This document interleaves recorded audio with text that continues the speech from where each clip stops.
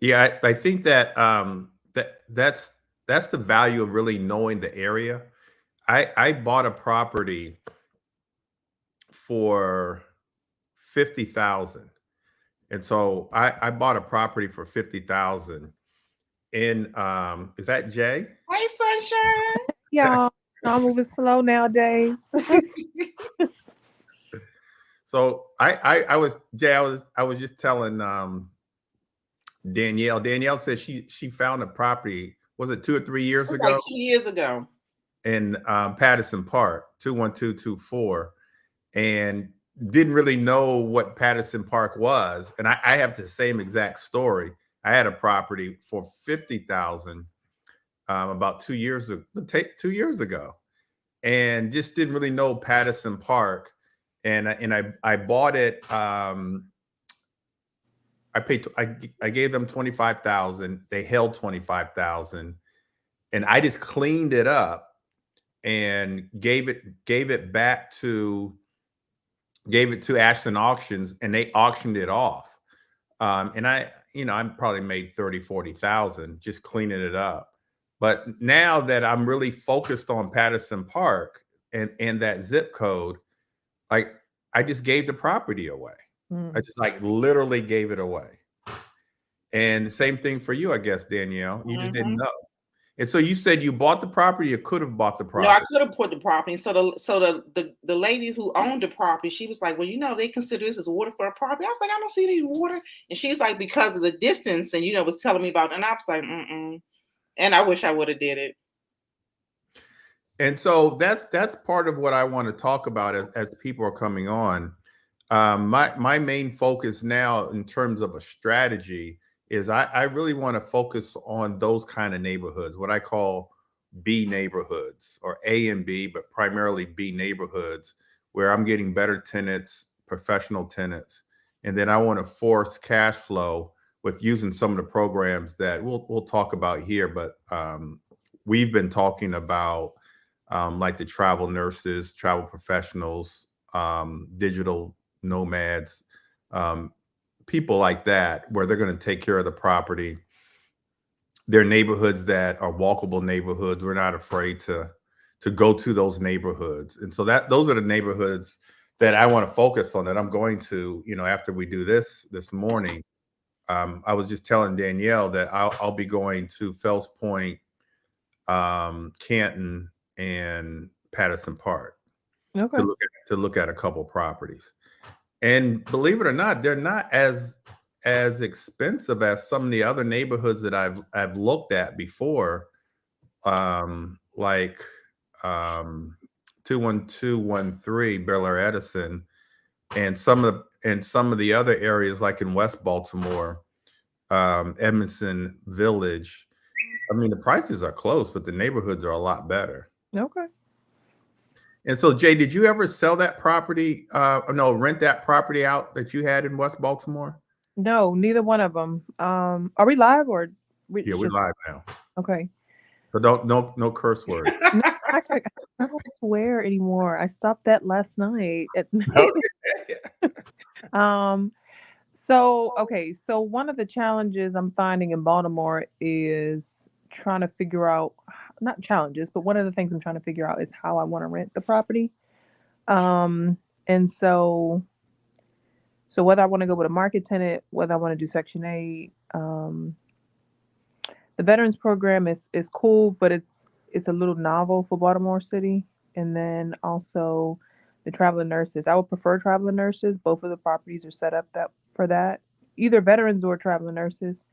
I just got to get with Danielle because I can't get one to bite. I mean, they inquire, But, but but you know what was interesting? So when I started doing travel nurses, probably maybe like a year and a half ago, it was just so easy. So now I think because it's so populated, because everybody's doing it, it's hard. Like I get the one of the Airbnbs in Baltimore is empty, um, but I get so many hits like every single day, like five or six. mhm, But I can't get anybody in the property like to commit, and I didn't have that problem before. okay, So they've got other options. So they're looking at Mhm. your property and looking at many others. And so I think I think you have to have yours stand out in some kind of way. It's got to stand out, because if they're contacting you, you must look good. Are you on Furnace Finders? I am. Yeah, me too. How Oh, did you like Pad Split, Greg? you said, how did I like it? Yeah, did you go with them or no? No, I've researched it. I didn't. I ended up not going with them, but Okay. Pad Split is pretty good. I mean, they're pretty good.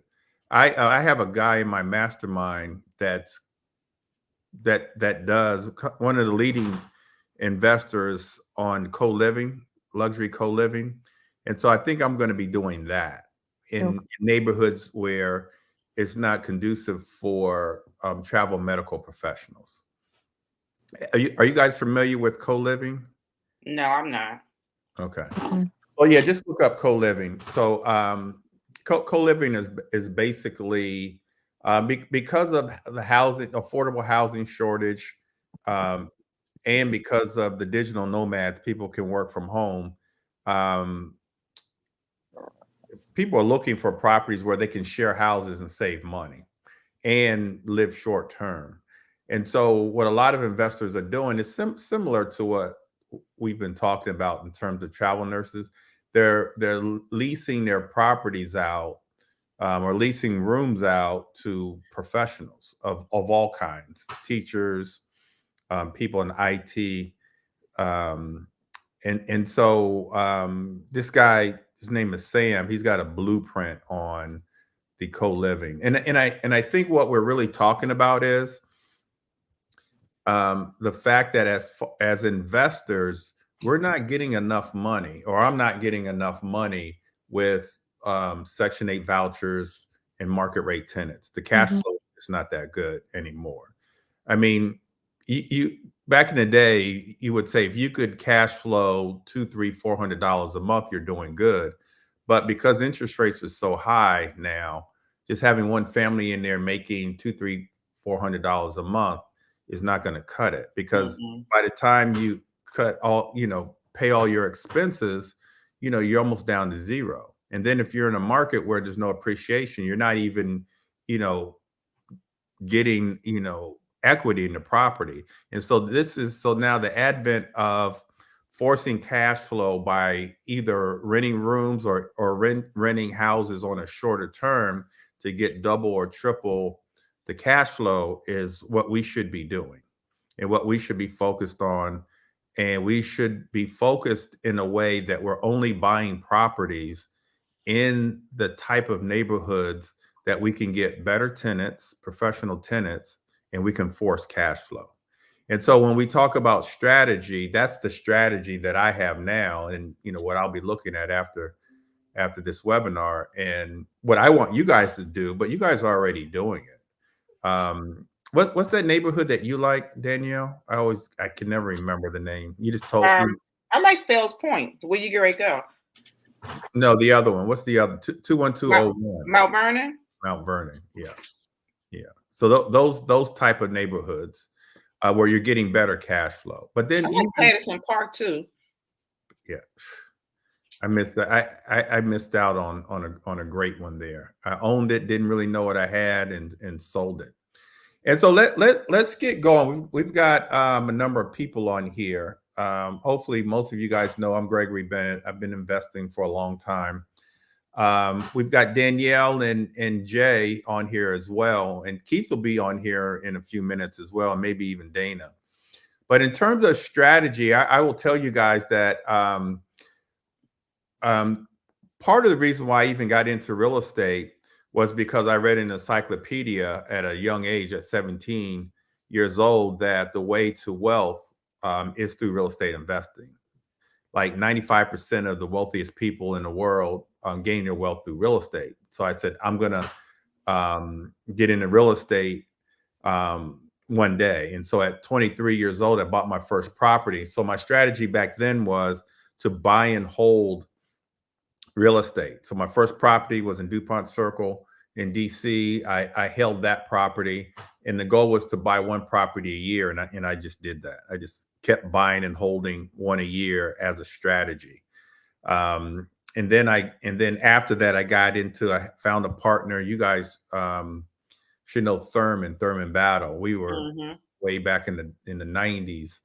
I would find the properties. I got real good at finding properties, and he was really good at like managing crews. Actually, his brother was our one of our contractors, one of our, and so him and I just got together and started flipping properties. It wasn't until maybe 10, 15 years ago that I started wholesaling properties as a strategy. But wholesaling came kind of last for me. I started buying and holding, and we can get into all the different strategies with buying and holding. Then I started flipping with a partner because I didn't know much about flipping and I didn't know much about renovations. And then I started wholesaling. But the more I started flipping, the more I learned, and then I just started flipping on my own. And so let's start with you, Danielle. What has been your strategy in terms of real estate investing? Why did you get into real estate investing, and what were your initial strategies? I think I got into real estate investment by accident. Um, Theoretically, nothing's by accident, but I had a family friend who we took over someone's property, and then from that it kind of got the niche like, oh, I like this. Um, but then my issue was, okay, I like this. I like to buy property, but I don't have the money to buy the property. But I didn't know about creative finance. I didn't know about any of that stuff. So it just took me a minute to kind of like trial and error by myself. But then when I got with Greg Bennett, I learned how to do wholesaling. So when I got into wholesaling, Hold on, Jay. When it's your turn, could you mention my name as well? I'll think about it. Okay, I'm sorry, Danielle. Go ahead. it's okay, it's okay. But to be truly honest, like my first properties, I'm still dealing with those today, because I didn't know what to do. So I have a lot. I got properties I'm just sitting there because I did the wrong thing. But fast forward, I use my wholesale money to then learn to purchase property correctly, and then just getting with like-minded people to understand what I need to do, like the strategies and things like that, what makes sense, what's going on in the market. I'm an agent too, so I think that was just more of just understanding the market and what I needed to do and where I needed to be, and just kind of bounce my ideas off of other people, so I could make the best informed decision. Yeah, I think that kind of your journey is the journey of most people, starting off wholesaling, which is great because it's little to no money to get started, and then you just learn the process. And Right. so, and then getting with like-minded people, you guys, you can't do this at a high level and be successful. I talked recently about joining a mastermind back in, I think, August, and so I joined a national mastermind, and my investment business has really taken off. And so last year was a tough year for real estate agents, real estate investors. And even in that year last year, I said to myself, the one thing that I'm going to do this year is join a mastermind. So I did. And so you've got to be around like-minded people. There's lots of YouTube videos and books and things like that that you can read, but you've got to be around all the right people to take your investing and your wealth building to another level. And so, Miss J, what is your journey been like? Okay, so how I got into real estate investing. So I started off as a real estate attorney, and so made a pretty decent salary. I don't know, like a little under 200,000, starting off at like 24. And so I had cash, but I hated, like literally hated my job. Hated it, like so bad. And so I was like, yeah, we're gonna have to do something different because I can't keep trading my time for money. This is just not, I can't sustain this life. And so then went into business for myself, and that was good, but I was still trading my time for money. I worked even more, even though I liked it better, but I worked even more than I did when I was working at a law firm. And so I was like, I really wanted to get into wholesaling, definitely buying and holding, and not so much flipping, but I wanted to learn what wholesaling was and definitely wanted to own property. So right before, it was on a fluke. I just moved back down here, and one of the young ladies in the apartment complex that I lived in at the time, she was like, "Have you heard about this group?" And I was like, no. She was like, check them out. I did their wholesaling program. So I talked to Keith, and he led me to Gregory Bennett, real estate extraordinaire. There we go. That's what I was looking for. And I was pretty much sold. So I joined the Platinum Coaching Group. Right before that, though, I had purchased a bunch of tax liens, which I That's how much it cost her.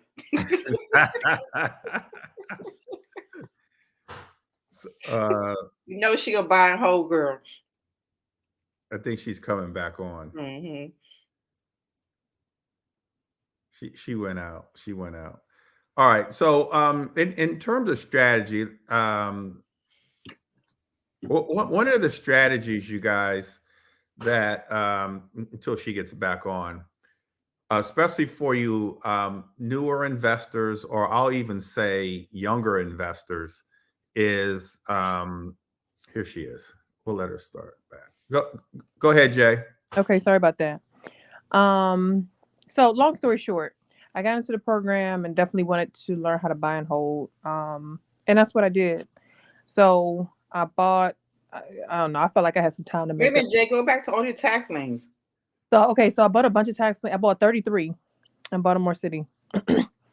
So and that was back in 20. What's this year? 2021. And if I could do it all over, some of them are jackpots. Like I'll make money hand over foot. Like one of them I purchased. It's ready for us to take final title on now. And I probably spent like, I don't know, $8,000 on the tax lien, and properties on that block are selling for like 300,000. And then some of them, I don't even know if I'm gonna take final title on them. That's how bad like of a neighborhood they're in. So some of them are jackpots, and it'll be a wash. I'll end up making money. But had I joined the program beforehand, I would have known how to research them, like what area to buy in, what area to not buy in. I would have just been a little bit more strategic about my investment strategy. Were the tax liens here or in New York? They were in Baltimore City. Oh, in Baltimore. Okay. Yeah. So it was probably like before I found you guys, probably like 7 months before I found y'all. And then I had to hire an attorney. And then Baltimore City is not really a tax lien friendly like some other places. Like PG County is easy. But anyway, all right. So I got into the program, and then Greg always teaches about like buying and holding. I was like, yes, that's what I wanted to do. So the first shadow event we had. So as a platinum coaching student, we do like shadow events, and we went to Iris's property on Cocoa Lane. And I remember being there with Iris. She had her assets over liability shirt on. I will never forget. And I was like, I think she was up at that point to like 8 or 9 properties. She has more now. And I was like, yeah, I'm gonna the next one of the times they're gonna come to the shadow event is gonna be one of my properties. And so the first property that I purchased was probably a block away. And like I don't know, a couple months later, the platinum shadow event was at my property. Yep. Yay! But I don't be listening to Greg because he says one property a year. I was purchasing like one a month. And then one time I got like 2 a month. I was like, all right, slow down because you're gonna be like eating noodles for dinner. Because I was using my own cash. And so I purchased a couple in Baltimore, even outside the tax liens, and then one in Prince George's County, which was supposed to be a wholesale, but then I ended up keeping it, and it ended up working out perfectly. But yeah, that's kind of how I got started, and kind of where I am now. So let me ask you this question, because tax liens is a strategy, and that we've all either bought tax liens or thought about buying tax liens. Why did you go that route? Did you go that route for tax liens just to because many of us buy the tax liens and never close on the property because we want the interest in the money that we've put up. And so a lot of the investors across the country, it's an interest play. Mm-hmm. Because in most jurisdictions, you put up your money and you get somewhere around 18%, sometimes 20% on your money. And if you can hold them at bay, you can get 20%, 18%, over a year, and never have to close on the property. Or were you buying those properties like I did, many years ago to actually own those properties and then fix them up and rent them out? So it was to fix them up and rent them out. So I started with 33. I think I'm down to only like 8. So all of them. All right. So in Baltimore City, the first 6 months is like a quiet period. So they can come back and redeem the property without penalty. So you'll get your money back. It's safe. I mean, it's nothing that's going to happen to your money.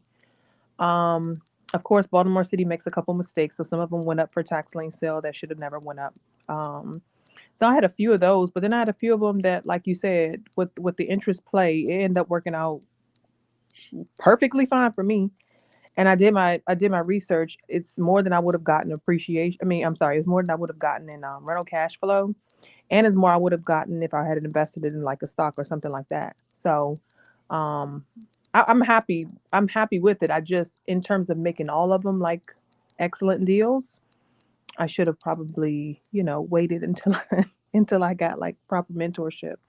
But even the majority of the ones that I still have outstanding, if I decided to keep them, which I probably won't, all of them, some of them, yeah, but some of them are just gonna get sold off if I end up taking final title to them.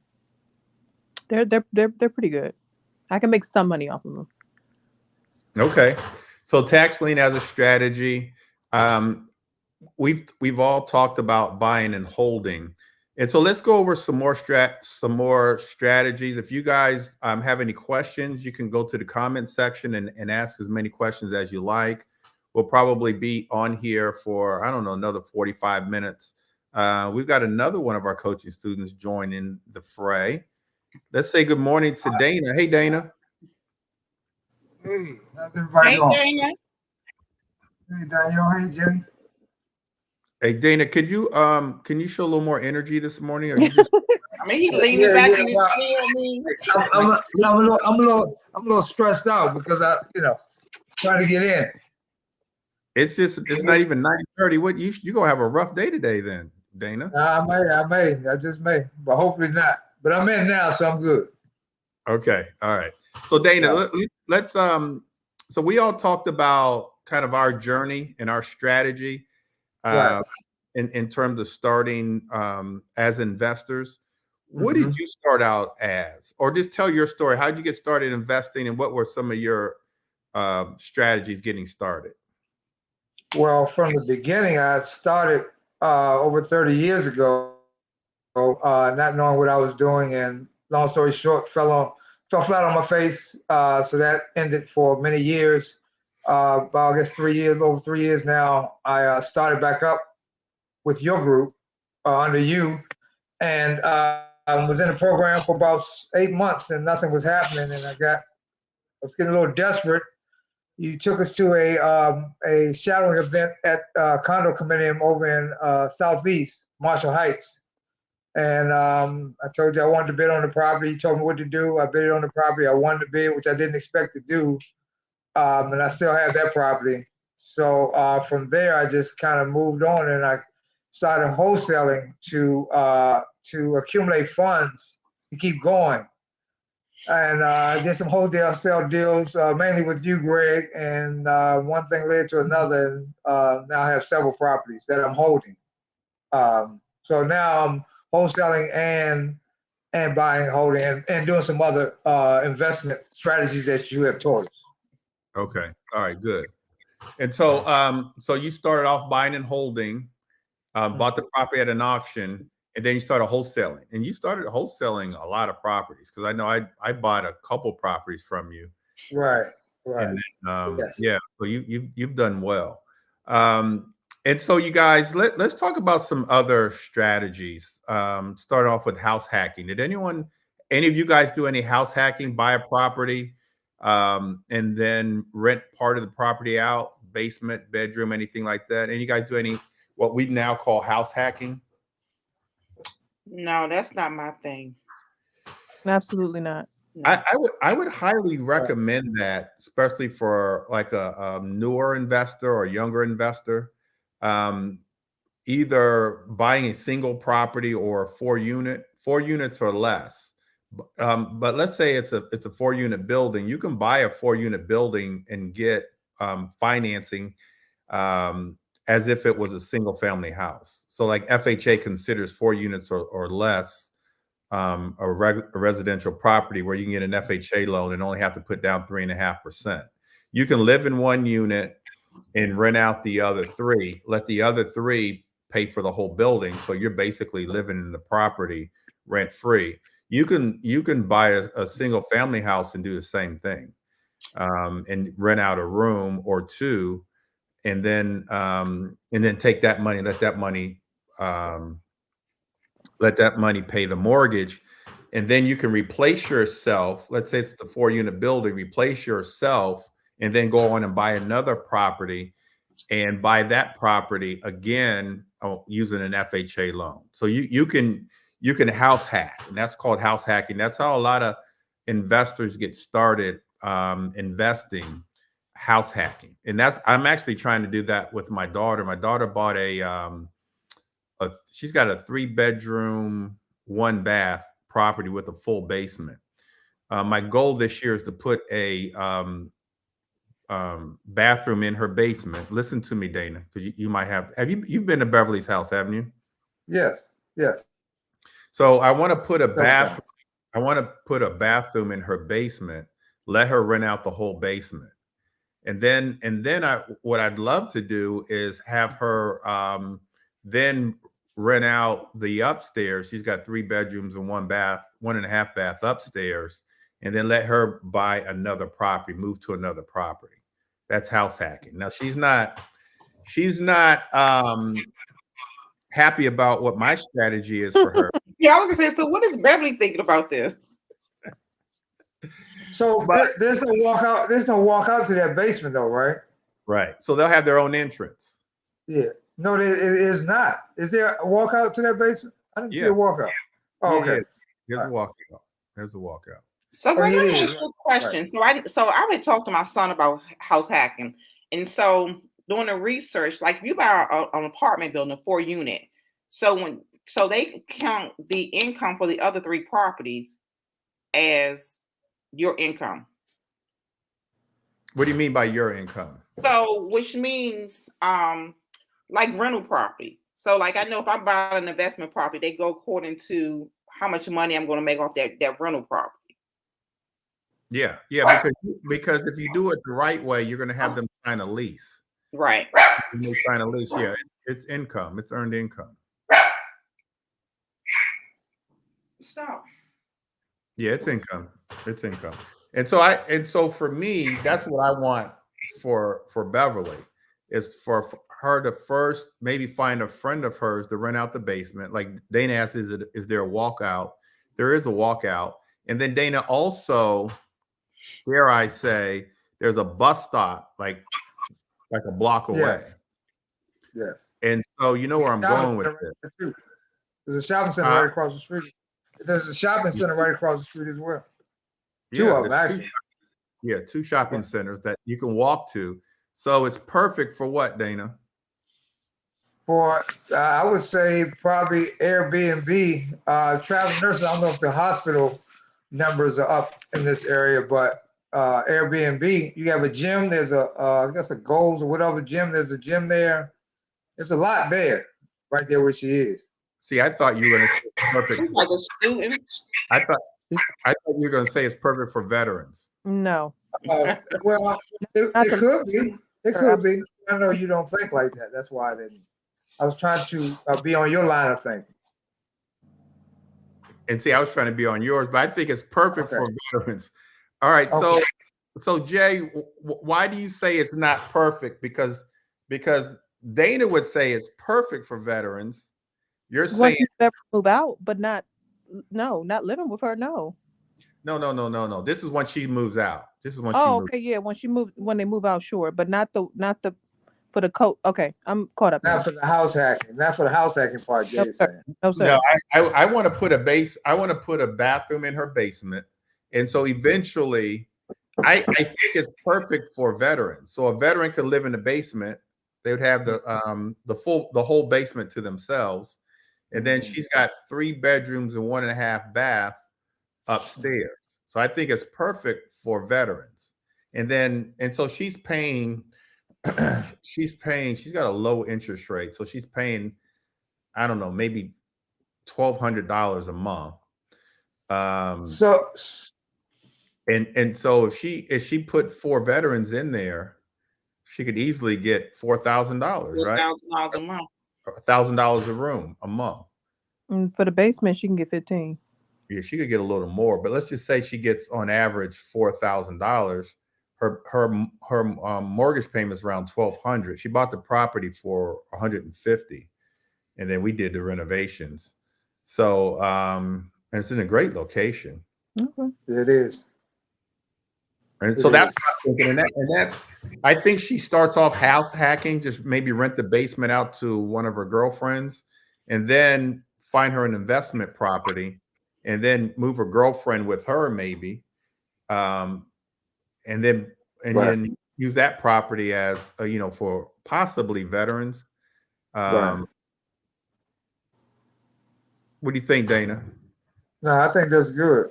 Actually, and I don't know if you were going this far, but I started off many years ago where I would buy a property, and while I was fixing up, I would live in. And then I would get that fed, and then I would move into the next property, and I would live in it while I'm fixing it up. But for a woman, that's not gonna work. But for me, I could rough it.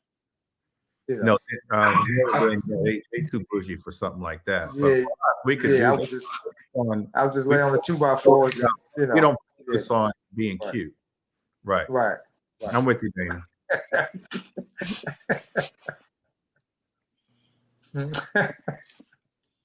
All right. So house hacking. Richard has a question, Dana, and Jay. How would you look for veterans? How do you find the veterans? Well, Jay has a method, and I have a different method. Okay. So I'll just make mine real short and sweet. So I have a person who does that for me, a locator. But Jay has a different method. What's your method? You guys have been talking then. What's your method, Jay? I do it myself. So I just, and it's not, well, it's effective. So it depends. So it depends on the property. It depends on where it is, as to what organization I'm gonna go. But I just go on the veterans website, like the HUD veterans website, and then I find local nonprofits that that are listed on the website. So it depends. Like I said, it depends on where it is, because not every nonprofit services every area. So for example, generally you'll find like DC, PG County, like Montgomery County lumped in one, and then Baltimore City. I forget the other counties out there, but they'll be lumped in another. And so then you'll just have to find like a community resource director or something like that. Sometimes I physically go up to like the intake office and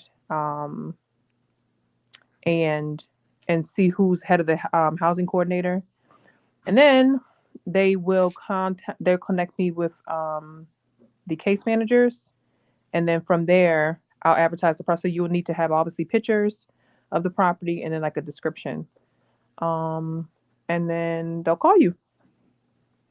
All right. So you're contacting the veteran nonprofit programs, right? Yeah, I got tired of waiting on somebody to staff my people. I'm paying a mortgage. I'm an investor. I got to move on. So I just did it myself, and it worked out. Okay. And which is good, because then I developed the relationships with the case managers.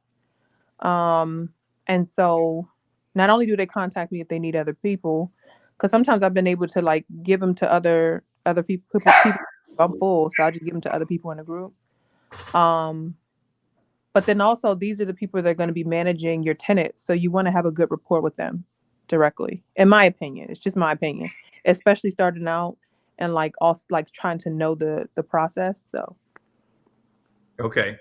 Richard also wants to know, is the rent guaranteed? Is the rent coming from the veteran, or is it coming from the program? You want to take that, Dana?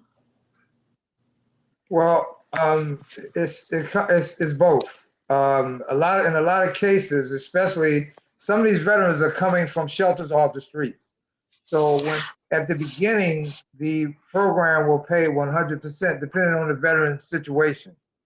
The extreme situations off the street, they're gonna pay 100%, but they're trying to get this veteran on their feet and weaned off of the program. So it slowly, gradually changes in percentages of what the veteran is responsible for. Because once they get a job, the goal is to get them a job. Once they get a job, then they start expecting the veteran to start to pay a percentage, a part, and that percentage gradually changes until the veteran is on his own. And so the program, the veterans, the VA program initially pays the rent, and then Depending on the situation, yeah. So you might get somebody, depending on where they come from. They come from another house. If one of Jay's tenant came to my house and they've been working and then they've already established themselves, then I might get a tenant that's paying the majority of their rent, of their own rent. So I don't take those people. That's not. I don't take those. So again, because I did my own research, I'd like discovered like what types of programs these veterans can come under, and the names of them. So I'm asking the caseworker even before I get to the veteran client where they are in the program, because not every situation that they're in will work for me and my investment strategy. Right. I mean, Dana May, can do a veteran that pays 100% of their rent. Japera Sharon Williams cannot. That's just not where I am. And so all of my clients, the organization pays 100% of their security deposit, their first month's rent, and then the rent throughout the duration of their lease, and then also their move-in fee, because I charge a move-in fee as well, because I fully furnish the property. So you want yours guaranteed. You want your money guaranteed. You don't want to rely on the veteran to pay the rent. No. So and there's a reason why, and Jay, why my strategy is a little different than Jay's, because I've learned that, and I don't know if Jay, if you had this experience. The ones that my experience has been, the people who are getting 100% of their rent paid are the most troublesome. That's been my experience. And the people who have jobs and they become more responsible, they're less of a headache for me. So people, and it's so easy to get. I don't know, Jay, if you had to get anybody out yet, but the transition in and out has been so easy. I'm not worried about them not paying me my rent. If they don't pay a month's rent, the next month they out. Okay. All right. So those are some good programs and some good strategies. Xavier wants to know, in terms of the house hacking, is it recommended family and friends as tenants? What do you guys think? What do you guys think about that? I think that's a good question. I think it all depends on the situation. For me, I wouldn't want my family, or I may do a friend, but not family so much. So for me, I wouldn't do that. The question in my mind, what comes to my mind is, am I going to have to evict my family member or my friend? Because to be honest with you, as a young investor, as a real young investor in my 20s, I had to do that. And it was difficult, but I had to do it. And my mother was like, you need to evict them. And so I did. And so, but that's hard. And so some people would say, no, don't deal with family and friends. I got some other buddies of mine who had some either college friends or frat brothers that rented from them. And so actually I got a couple buddies of mine who had some, like I said, college friends. And so it's whatever.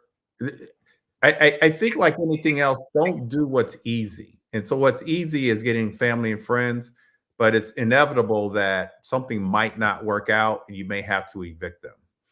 And oftentimes family and friends take advantage of you and think that they may not have to pay, or they can pay late, or you'll take a sad story, which right. I do. And I was telling the investors the other night that I'm not a good property manager, because I'll take a sad story all day long. One of my tenants called me, I think it was Tuesday, and said, I could only pay half the rent. My next paycheck, I'll pay the rest of the rent. and then the paycheck after that, well, I'll start paying in March. And I said, okay, that's fine. Thanks for calling. And so I'm just, and at that moment, I said to myself, I need to get a property manager for these properties because I'm just too soft. Because you got to run these properties, each property, as a business. Yeah, it's your business. Yeah. Because I'm so busy with everything else that I do, I'm just happy that they called and that they're going to pay. And I've had so many other bad experiences with tenants. I'm just happy that they want to pay. And this tenant who called is actually a voucher holder, but he pays half, and in his case, Anne Arundel County pays the other half. But the half that he pays, he's going to be late on. And so I'm not a good property manager. Jay's looking at me like, what are Now, your you start telling that sad story, I start telling mine too. Jay, you don't have any sad stories. No, me too. I got all these bills too. I take care of everybody. That look said it all. What about you, Dana? Are you a property manager? It's kind of like no, I can be. Well, I have some learning. I have some learning to do, but I can be from that standpoint. But when it comes to what you just mentioned, I don't think it's good practice to do business with friends and family in the first place. I mean, that's an old adage to not do that. That can really be a problem. Now, if you got true friends you're dealing with, it's not a problem because they're going to treat you like they're supposed to treat you. But when people quote, I'm saying real friends, Danielle, real friends. You got something. One of our first properties. No. They rent. Well, we took over the mortgage of their house, and they were renting from us. They didn't pay for an entire year. We had to get them evicted. I mean, these are childhood sandbox friends. So they ain't friends though. They acquaintances, people you've known since childhood. Your friend ain't gonna do that. We Thanksgiving dinner together, that type of friend. So I can come to Greg's house to do work, and Greg doesn't treat me that way. So he's a real friend. He's gonna make sure I get. You gonna forget about me? Right? What happened? Because I pay you too. And Jay, and Jay too. Yep, that's right. And I'm good. Sure. That's right. Yeah, that's all right. Guys. All right, let's move on. Let's move on. Every time we got to move on, we talk about somebody else.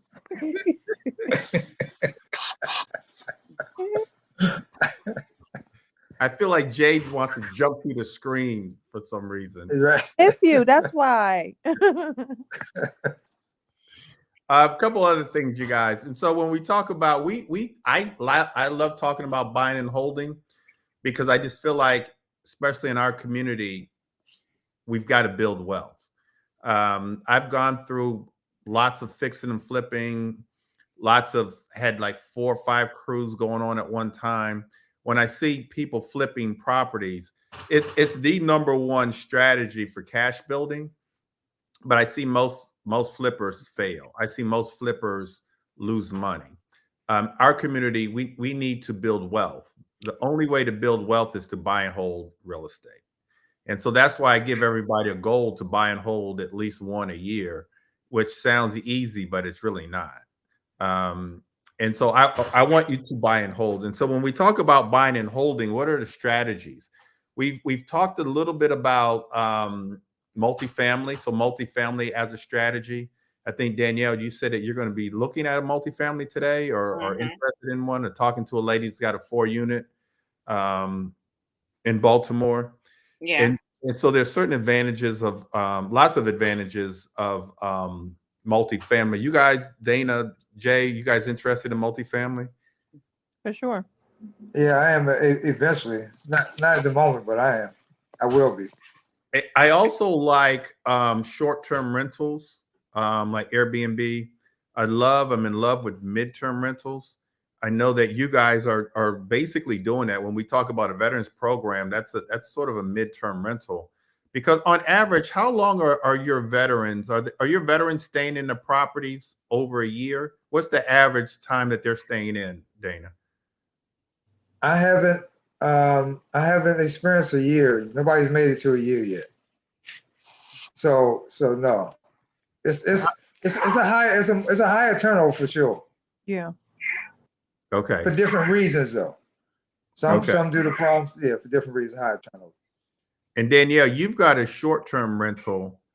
How's that one? That's one of the Well, ones you know you what? know. I'm actually my short-term rentals. I'm making them to midterms now. Just because my goal, I'm trying to move out of the country. Just because my goals has changed. So I want to do midterms, and that's why I want to do more of the multifamily so I can have the more income. So when I leave, my income would be where I need it to be overseas. And so we do. I mentioned this earlier, but I'll mention it again. We do short-term rentals and midterm rentals to force more cash flow. And I want you guys, if you guys listening, if you don't take away anything from this morning, what I want you to take away is that you've got to learn about strategies that give you more cash flow per property. And I think the days of what we call market rate tenants and voucher holders, I think those days of those tenants are kind of behind us now. That we want to buy properties where we can get 2 times or 3 times more cash flow. The way you're going to do that is what these guys are doing, renting rooms, short-term rentals, midterm rentals, insurance relocators, where insurance companies are paying 2 and 3 times the rent for a year or 2 to relocate their clients. I say this all the time, but 88 every 88 seconds, a house catches on fire, and the insurance company needs to relocate the families. I've had that. I had a property in Petworth years ago. I put the property on the market for sale and for rent. An insurance relocator found my property and asked if they could rent it. And I said, no, I don't want a short-term rental. And they told me how much they would pay.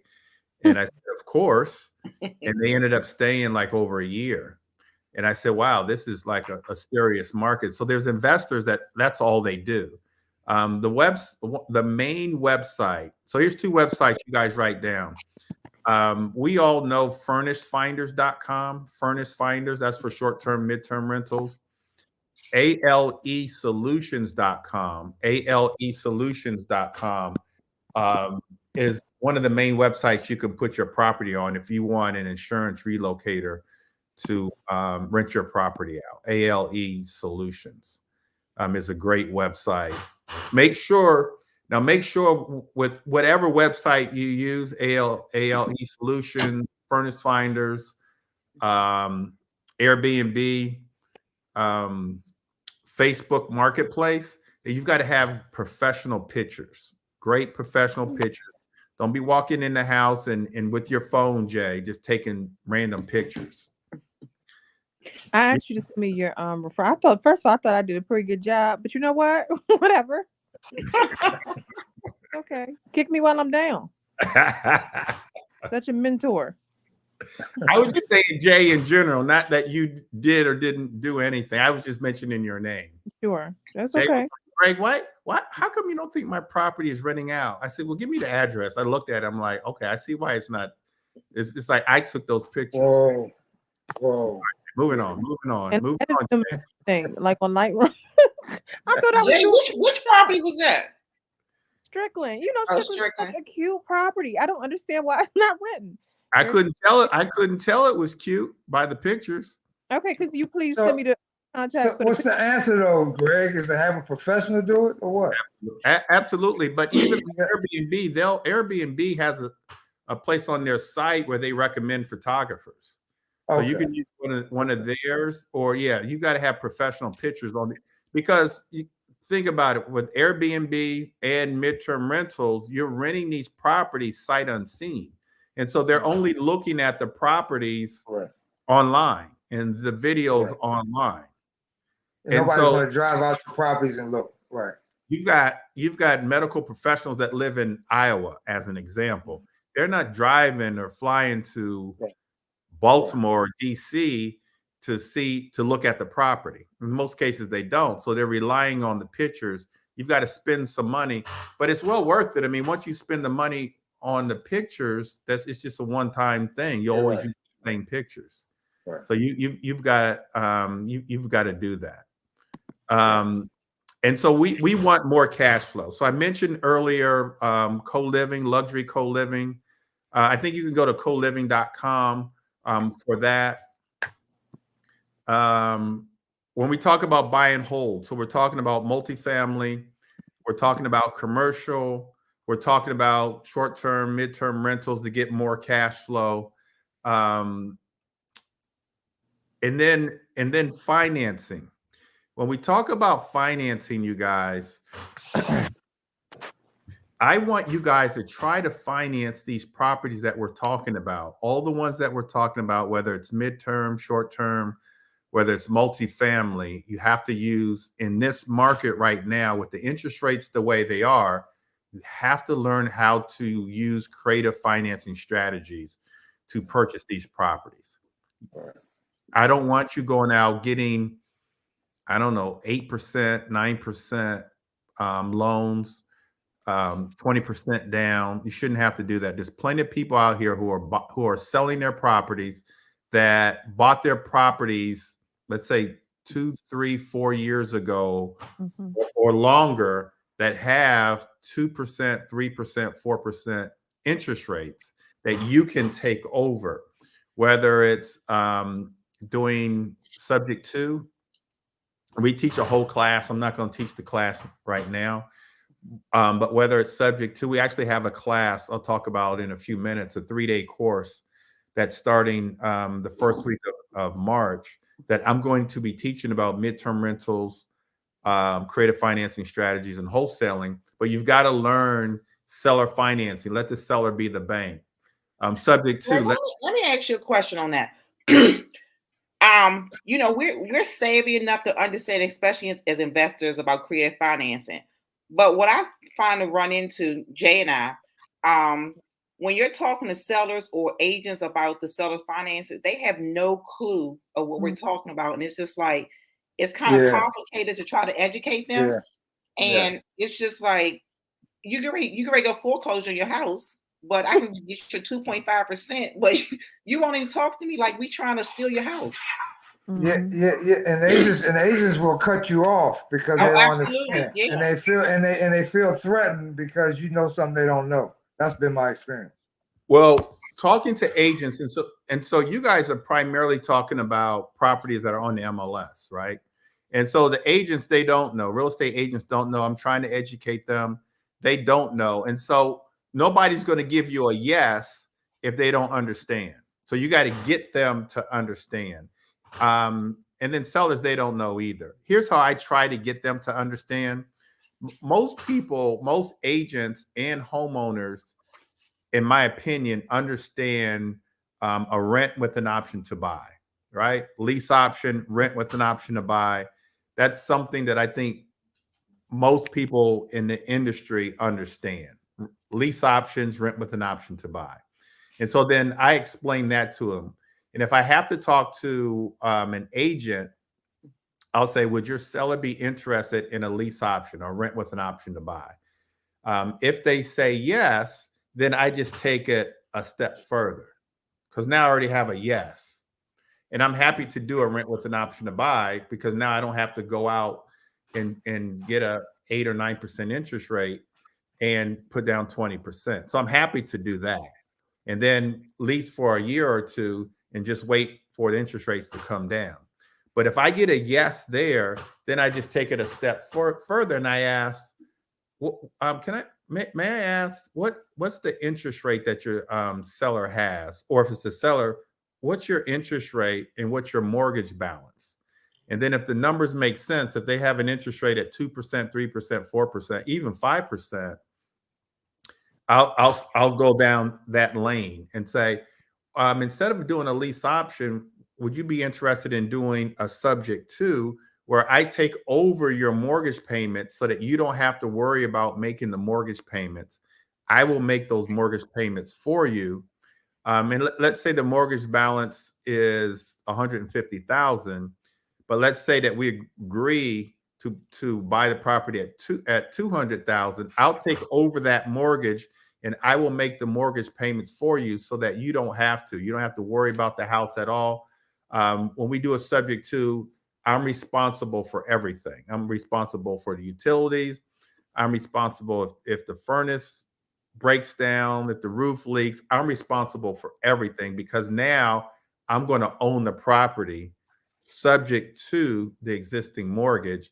And then the balance between the 150 that I'm taking over and the 200,000 that we agreed upon, which is 50,000, we work out something there. With that 50,000, I'm either going to pay you the 50,000 right now, or I'm going to break that $50,000 up into 12 payments, 6 payments, or you're going to do seller financing for that 50,000, and I'll pay you over, a 3 or 4 year period. So you're talking about a buy and hold then? Are you speaking of on a buy and hold situation? Absolutely. Absolutely. I have a quick question. Someone brought this to my attention. Would you have that house inspected before you went into that agreement? You said, would I have an inspector? Yeah, somebody like Jay come in and do an inspection, a property inspection before you. Absolutely. Absolutely. I don't want any surprises.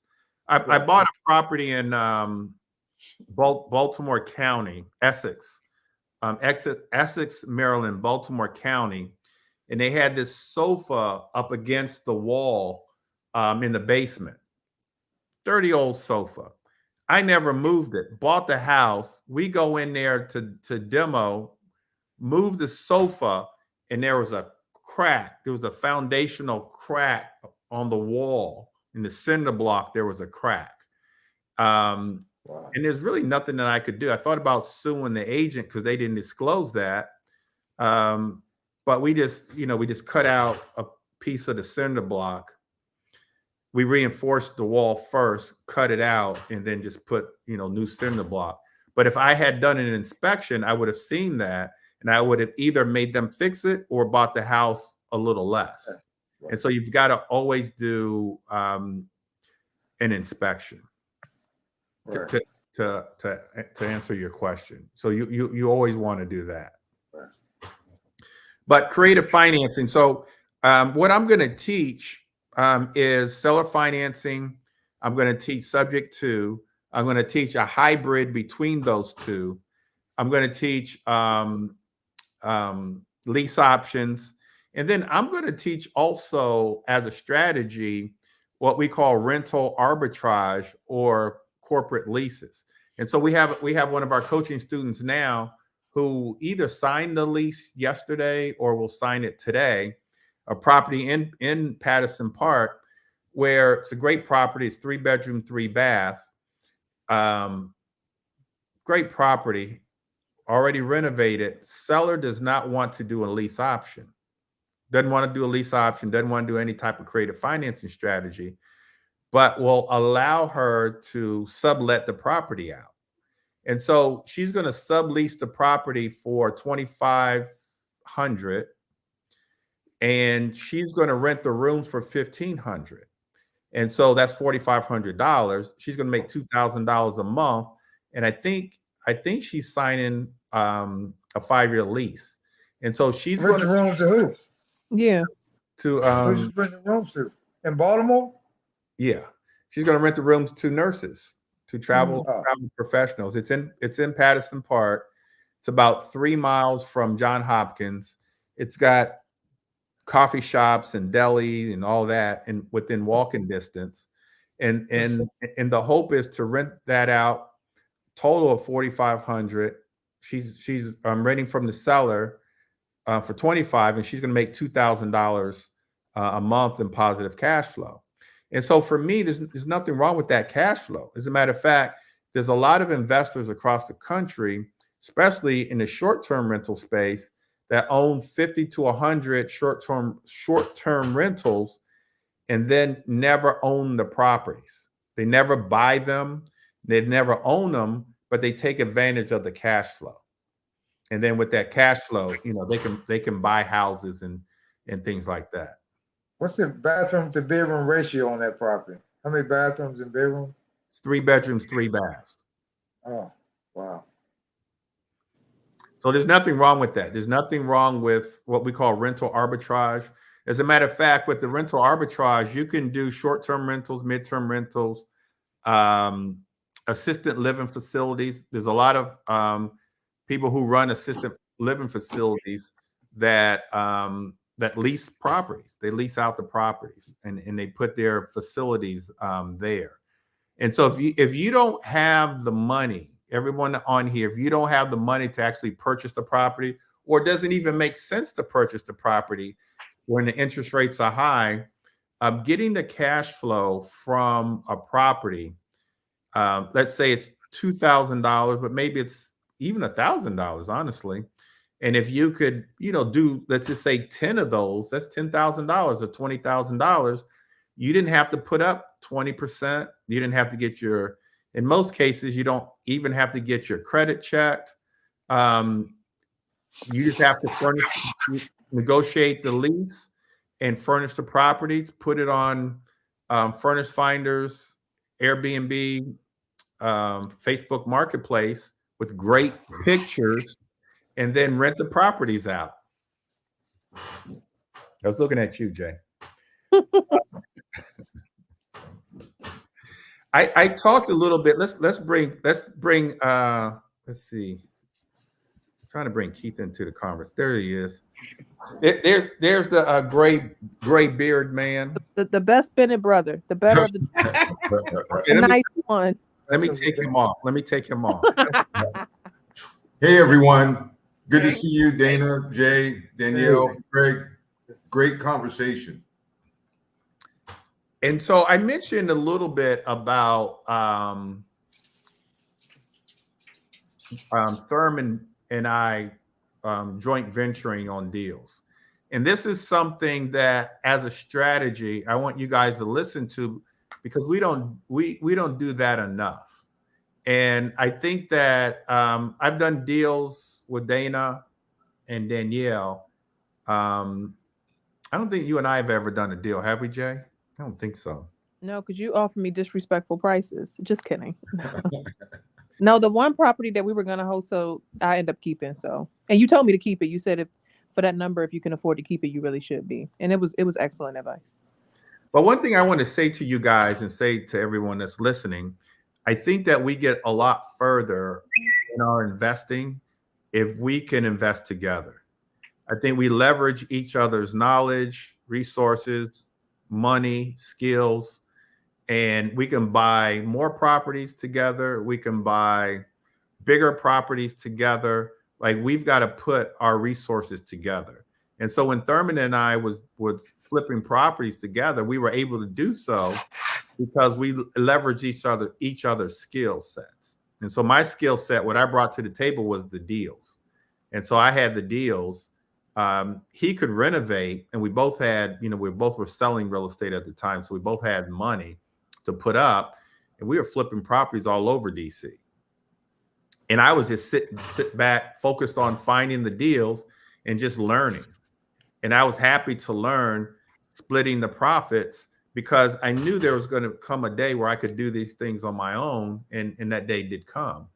But we've got to do bigger properties. And so there's bigger opportunities, lots of opportunities, like mini storage units that we could be doing, have crossed my desk. We could be doing if we pooled our monies together, joint venture, multifamily. We all have run across multifamily deals that we've passed on because we think in our own minds that we can't do it by ourselves. But if we joint venture, pool our money, syndicates, things like that, then we can do these deals. And so I want us to start thinking a little bigger than what we think. And as a strategy, do some joint venture deals together. What do you guys think about that?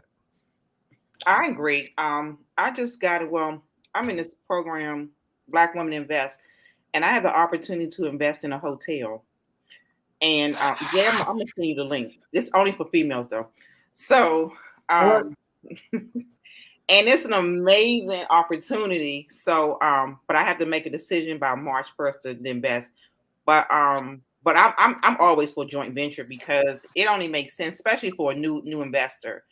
Because you don't know what you're doing, and so you might have somebody who has cash, you might have somebody who has a contractor, someone who has a credit. But in the same sense, you might not make the most money, but you learn. And so I'm always for joint ventures. What about you, Dana? Yeah, actually, I'm in the market for that right now. I had approached you about it, and I'm just trying to find the right situation, the right deal for you and I to do. Why you never ask us, Dana? Because of these women, female groups that we can't enter. Well, no, Dana, I invited you. You didn't show I up. didn't know if I was You allowed to didn't even, show up, Dana. You didn't show up. You And you know invited what? me. One of my contractors, he just hit me up. I'm actually a great partner with him. His deal is 85% done. So he just needed more cash. So I'm gonna joint venture with him. Oh, he got stuck? Yeah, he got stuck. He had a whole project that he was doing in South Carolina, and so the property on Division Avenue was kind of just sitting there. And it's a good property too. So I'm gonna go and help him finish that one. Wow. What about you, Jay? I think Jay, you should start joint venturing because you're getting ready to slow down a little bit. Yeah, so like the deal I got in DC. Remember that one with he was like the crazy yeah. He had the corner store. Remember right Oh behind. yeah, in Southeast. Yeah, so remember I called you for that one because it was too high level for me. I was I was walking around. You know, you got to fake it till you make it. So I'm like, yeah, when you had the furnace replaced, talking all types of stuff that didn't even matter. So I called Greg on the way home. I was like, yeah, you come with me because I don't know what I'm talking about. You said the right thing though. That was the right thing to say. Okay, I was saying all the time, yeah, this looked like a leak. I was just saying stuff, making it sound right. But so I'm all for. I mean, I've said it before. This mentorship. I mean, I'm a researcher type of girl. I can figure stuff out on my own, but I really learned that mentorship. You just shouldn't have to go through all the mistakes and the bumps and grooves. You know what I mean, on your own. Why not partner with somebody who has? I mean, Greg is a dinosaur. He's been doing this forever. So why? But I look good though. I look good. Good. Yeah, you good looking Why dinosaur. not partner with like a veteran who can tell you how to prevent certain stuff. Like, when I come, I call you all the time, even if, for my personal stuff my personal house that I'm trying to buy. And I look at things differently because of, different stuff that you point out, or you say, that's a fair offer, make that offer or something like that. So I think that we need to do more of that, especially in our community. For some reason, we don't partner enough. We don't want to share the wealth enough. But as long as the person is trustworthy and, like you said, you can learn from them, it makes the most sense. You're right, Jay. You lose a lot of money that way too, trying things out on your own where you shouldn't be on your own. Mm-hmm. There shouldn't be any trial and error. Like Jay said, I've been doing this for a long time. I've made a lot of mistakes. I've learned from my mistakes. You guys should learn from the mistakes that I've made or mistakes of others so that we don't make mistakes. But we've got to find a way. And I'm thinking about starting a mastermind just for that, just for a mastermind, just to do big deals together.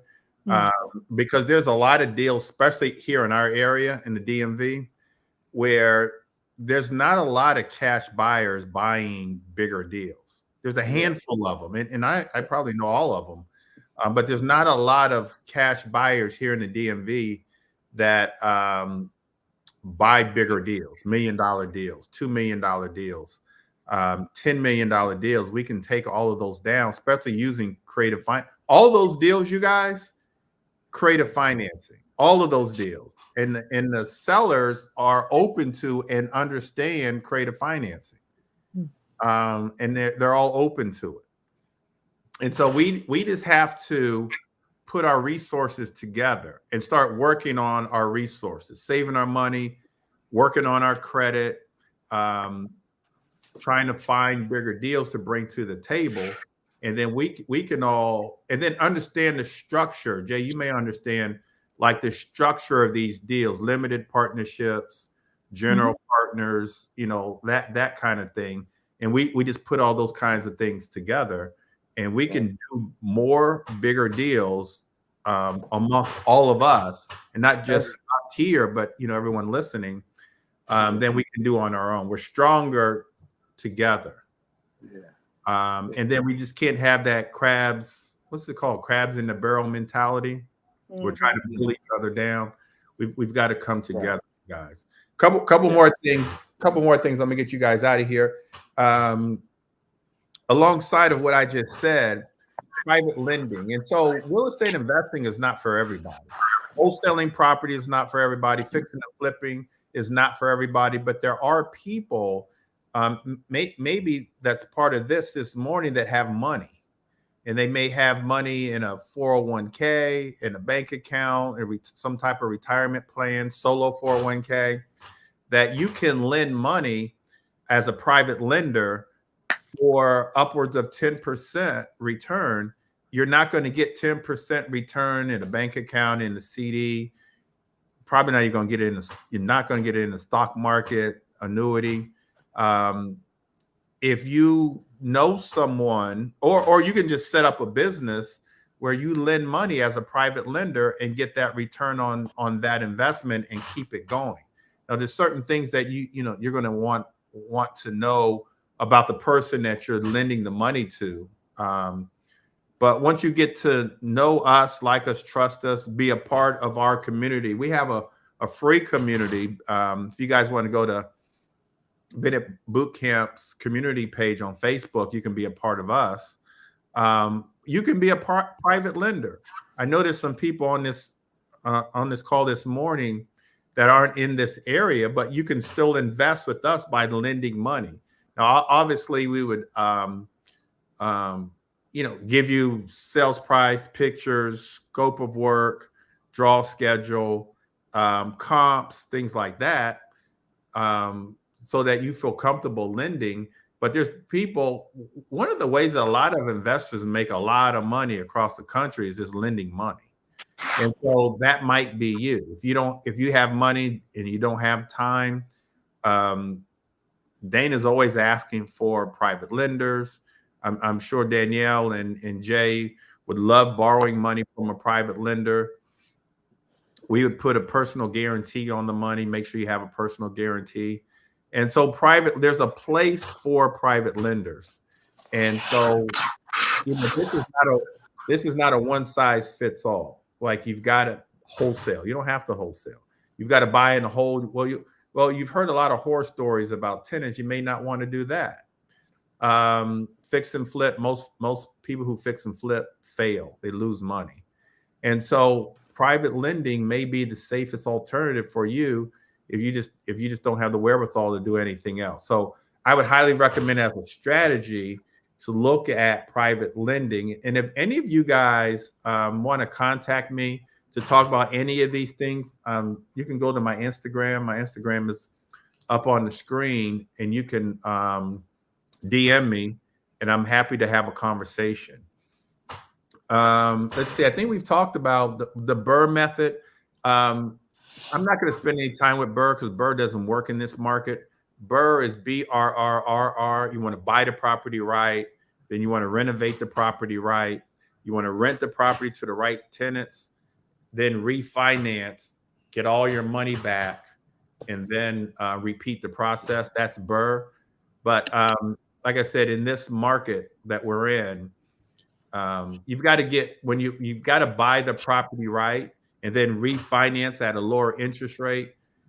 And we're not in that market right now. So I won't spend time with BRRRR. The way you should be financing your properties, honestly, in my opinion, is through creative financing, learning creative financing, learning that. One last thing is you've heard us talk about wholesaling. Wholesaling is getting ready to be obsolete. And so what a lot of investors are doing is, instead of wholesaling properties, putting a property under contract and then assigning that contract to a cash buyer. Instead of assigning that contract to a cash buyer, a lot of investors across the country are selling that property to an end buyer. So we're selling to an end buyer instead of a cash buyer. And so doing some light cleanup on the property, it's actually called wholetailing. It's a combination of wholesaling and retailing, wholetailing. And so to wholetail a property, you can get the seller to agree to not only sell the property to you at a certain price, but then also allow you to put the property on the MLS. Now, in our contracts that we use, it's boilerplate in our contracts that the seller allows us to put the property on the MLS. And so no more do we want to, as a strategy, assign that contract to a cash buyer. Cash buyer is going to buy the property. If we can get the property for like 60 or 65% of the after repair value minus repair costs, cash buyer is going to buy the property at 70%. An end buyer who are wholesaling the property to will buy the property at 80, 85, sometimes 90%. And so I'm doing that in Petworth right now. I've got a renovation project that I'm doing where I went under contract with this homeowner, and I'm doing the renovations, some light renovations, and then I'm going to put the property on. I'm not buying the property. Property is not in my name. I am under contract with them, but I'm wholesaling the property. I'm doing some light fix up in Petworth, and then I'm putting the property on the market. We should be finished probably next week. You're getting 2 times or 3 times more money wholesaling versus wholesaling. Does that make sense to you guys? Yes. Have I mentioned this to you It guys? does. Yes, you have. You know, I'm interested. And so, again, I went to my, I had a mastermind meeting in Jacksonville 2 weeks ago, Florida, and the wholesalers in the room, no longer are they wholesaling. They're all wholetailing and getting 2 times or 3 times more money by just doing some light fix up. I'm never taking ownership to the property, and then putting the property on the MLS and then selling the property and getting the difference. They are using, we can use our regular contract, or you can use what's called a novation contract. It's called novation, a novation contract to purchase, to do what I just suggested. Can you describe what a novation is? That's new. That word is term is new. So novation primarily means, to novate means to replace. And so we're going to replace. So I'm going to go on a contract with the seller. I'm going to find a cash buyer, and that end buyer, and that end buyer is going to replace me. I'm going to have an agreement with the seller for a certain amount of money that I'm going to make, and then that end buyer is going to go on a contract and replace me on the contract with the seller. So we're going to novate or replace me with them. I just use our regular contract for this. Sometimes you can use 2 contracts. I don't want to get too complicated here. I'll teach novations the first week of March, but Okay. Can you not do it the first week of March? I'm not here the first 2 weeks. First 2 weeks in March. But guess what, Always not Danielle? here. Guess this is a virtual class, Danielle. You know what that means? You know, I'll be in Thailand, so the time is like really different. We'll take care of you, Danielle. Thank you, appreciate it. So if you guys are interested, everybody out here interested in our 3-day course, I've got the link scrolling at the bottom, bennettbootcamps.com/3-day. So we're teaching a 3-day course that a lot of what we just talked about, you guys, a lot of what we just talked about, you guys didn't get access to. I'll be teaching in that 3-day course. Silas said he's interested in JV. Silas, make sure you join our community page so we can keep you informed about some of the projects that we have coming up. I think Richard, we answered all your questions. We feel good about short-term rentals. Would you mind? Contact me, Richard. I'm going to be doing a lot of other things. I don't really have a set time where I'm going to be at any one property. So maybe the next time we go out as a group, we went out as a group last Saturday. And Keith, you and I didn't talk about this, but almost every time we go out as a group on a shadow event, like Dana's story, almost like Jay's story, one of the properties that we look at, somebody puts a contract on. You're right. I think the conversion rate there, that conversion of getting one, it's been pretty consistent over the last, I'd say, year. Yeah, because Kim's gonna I think it's the second to the last one that we looked at. We looked at a lot of them Saturday. It was probably, I think it was on Ghost Street or Grundy. It was on Grundy. She bought the Grundy property. Yeah. So, all right, you guys, Keith, why don't you tell us a little bit about what we have going on? We talked earlier about having mentors and being in certain programs, and everyone here has been in our program. Tell them what we've got going on. Yeah, thank you, Greg. So we do have a coaching program where rebranding is called the Inner Circle. This is similar to the Platinum Coaching. And so we're going to hold your hand every step of the way. These events that we have on the Saturday mornings are good, but I think most of us can know that we need more information. We need to get deep dives into maybe the science behind the different strategies. So I encourage you guys out there on the fence to join our program. We are running a President's Day special just for President's Day. We have lowered our prices. But schedule time with me. I'd love to meet with you guys. I'm actually on my way to the office to meet with some people that are interested in our program. And at the very least, you can get a strategy of where do you go from here, and how do you want to finish the year. Greg always preaches for us to have at least one property that we're holding every year. And if not that, what is your cash flow going to be from now until 6 months from now, the end of the year?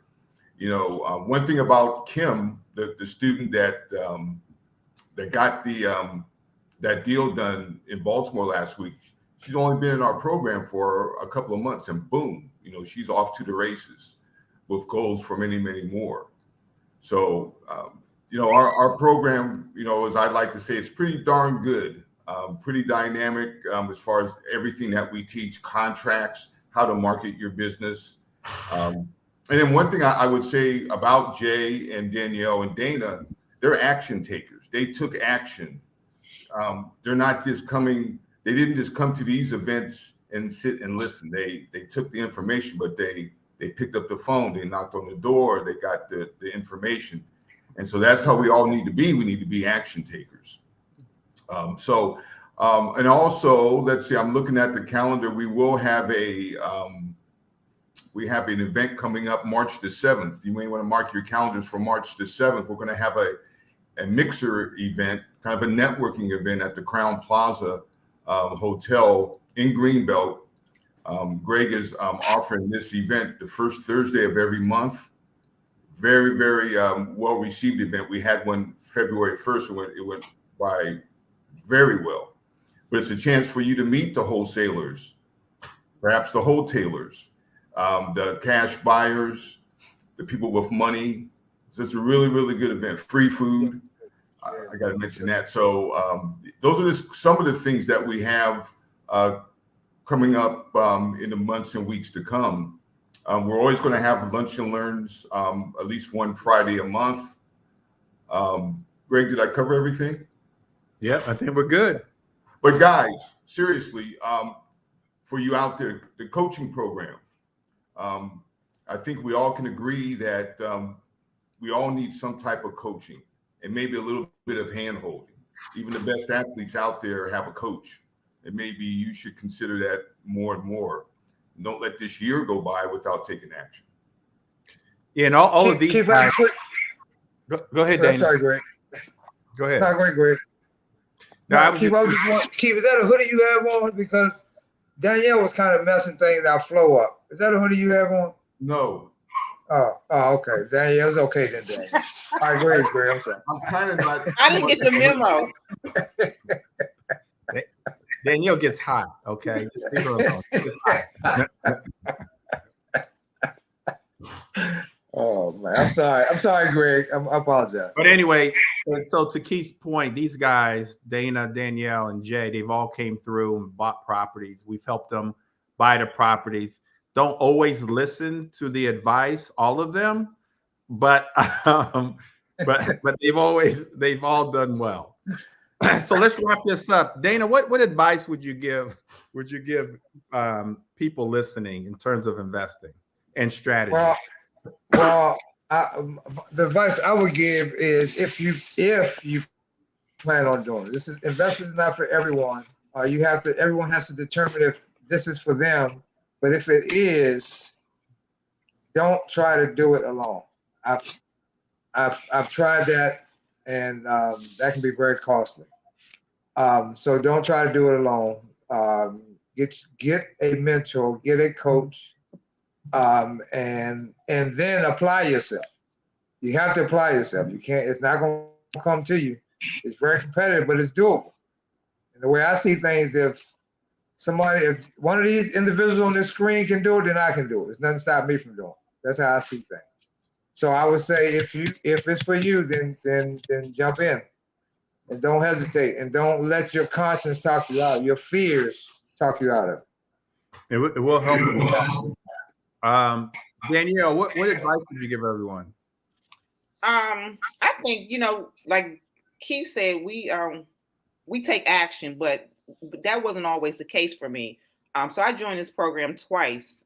So many moons ago, I think I joined it. And I just, life be life, and life is always going to be life. And so I think you have to realize your priorities, what you really want, and just kind of take action. So the second time I joined, you got to stay plugged in. You have people to hold your hand and things like that, but that doesn't mean anything if you're not going to do anything. So you got to stay connected. You got to know what you want. You got to network. You got to start talking to people. Like you say, don't be a secret agent. Don't be a secret investor. Because if you don't talk to these people and express your goals, nobody can help you get to where you want to be. You can't do it by yourself. So I mean, just kind of just take heed and just kind of get it done and communicate. All right, thank you for that, Jay. So I echo what my colleague said. I think that you got to make sure you have proper mentorship. Like I said, I'm a front runner. I can figure things out on my own, but why go through the bumps and grooves and mistakes and losing money if that's not the goal? So I had my goals before I knew that the program existed. And then once I became a member of the program, I kind of fine-tuned those goals and then set an action plan. But equally as important as it is to have a mentor, like Greg, like Keith, coaches like that, I've also benefited as much from my peer mentors like Danielle, like Dana, like Iris, who are going through this. I mean, I know Greg invests too, Keith invests too, but who I feel like are going through the steps right alongside with me in real time. And so when I want to call and rant about, a tenant or being frustrated about a renovation, I may not want to call my coach and do that. I may want to call Danielle or Iris and do that. And it makes me feel better. Thank God. So the coaching program is dynamic as Keith described it, but for a variety of different reasons, not because you have access to the wealth of knowledge that the coaches provide, but also to my peer mentors who literally have been my peer mentors. I have no regrets about joining the coaching program. I think everybody should do it if they have real estate goals. And as we've mentioned here, having real estate goals can take form in so many different ways. But like Danielle said, if you have to make sure you take action. And now is the time. Now's the time. Absolutely. And if you guys want to schedule an appointment with me, my scheduler is right online here. GB schedule is scrolling. You can go to GB schedule. Keith's schedule is a KB schedule. If you want to get on Keith's calendar, you may do so. I want to thank my panelists. I think what we do to educate others and to motivate and inspire is life changing, and hopefully there's something that everyone's heard today that you can take with you guys that's going to inspire you or motivate you to be all that you can be and to live up to your fullest potential. And so that's the purpose. When we leave here, I know Danielle said that she's going to Baltimore. I'm going to Baltimore to look at some other things. And so we're out here hustling, you guys, because there's opportunity out here. And just know that. Never ever let anyone tell you that there's not opportunity, that there's too many investors out here, because most of the investors aren't doing much. And so we'll help you and we'll guide you. We've got a lot of events and programs and coaching and digital products and things like that will definitely help you guys be all that you can be. All right, you guys, that's it. Great morning, great way. I'm looking out the window. It looked like it snowed last night. Thank you guys so much for being here. I owe all of you guys, and sincerely, I owe you guys. So I think all of us here should go to lunch.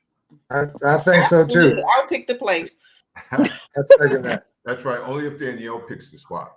Danielle picks the best spots to have lunch. I'm a foodie. So I'm thinking Friday. Do we have a lunch and learn Friday, Keith? I don't think so. No. Oh, we'll talk offline. But if you guys want to pick a place, pick a place. Anybody here, anybody on here that want to join us, we're not going to treat you. You're on your own. But you guys can join. I'll treat you guys. And it might be a little pricey, so you might want to do a deal before you go. See, I was just gonna. What's that place around your way, Jay? Burton's? Is that the name of it? Uh-huh. I was gonna pick Burton's. But I know Danielle. All these new restaurants, we gotta try something we never tried before. Okay. Greg is so I know it's okay. hard to please. I'm easy, Jay. You only like that place because you can eat and watch the sports on all the TVs. That's true too. But your fish sandwich is good. Burton's in is that Riverdale or Hyattsville? Somewhere. Right. I think. Right in between. What's the name of it? Burton. It's actually in Riverdale. You've been there with us, Dana. It's pretty good. What's the name again? Whole Foods. One of our shadow events, we at the end we networked that. I bought you guys lunch there. Bought the whole group lunch at Burton's. Burton's. But you did, Danielle. Come on now, stop acting like that. But we'll wait on Danielle. Danielle, she's gonna break the bank. But anyway, you guys, anybody on here, if you guys want to come and network with us, I'm thinking maybe next Friday. This coming Friday. Danielle, you pick the place. If anybody else wants to go, you can join us. But what time of day you talking about? You talking about in the afternoon or evening? What? I'm kind of talking about lunch or maybe late lunch. Yeah, right. Yeah, okay. Those that are in this area. All right, you guys, take care. Have a great day. Thank you guys so much. Hopefully, hopefully we're a blessing in somebody's life today. All right, you guys, take care. All right, take care. Have a good one. Let's get busy. All right, see y'all. See you, Jay. Jay. I miss y'all. All right, bye. Bye.